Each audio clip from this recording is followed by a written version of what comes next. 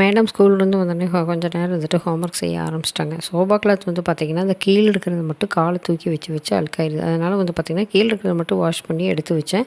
அதெல்லாம் போட்டுறலான்னு. மேல் பக்கம் வந்து பார்த்திங்கன்னா சாயறது தான். அந்த காலை வந்து ஒரு காலை மடித்து வச்சாங்கன்னா, அது ஃபுல்லுமே ஒயிட் கலராக இருக்கிறதுக்கு ரொம்ப கருப்பாயிருது.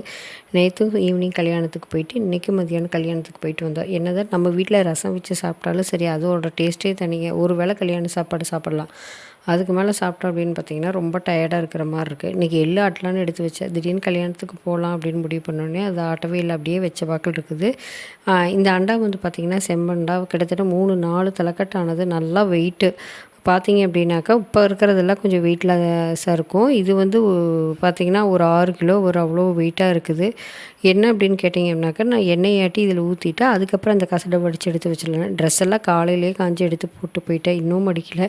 வந்து கொஞ்சம் நேரம் பார்த்தீங்க அப்படின்னா, டயர்டாக இருந்ததுன்னு தூங்கிட்டேன். அதுக்கப்புறம் போய் பாப்பாவை கூட்டிகிட்டு வந்தேன். நேற்று கல்யாணத்துக்கு வந்து பார்த்திங்க அப்படின்னா, இந்த பனை ஓலையில் செஞ்சது தாங்க. இந்த எக்ஸிபிஷனில் வாங்கிட்டு வந்த இந்த தோடும், அதோட நெக்லஸும் தான் போட்டு போயிருந்தேன். பார்க்குறக்கு அவ்வளோ நல்லா இருந்துச்சு.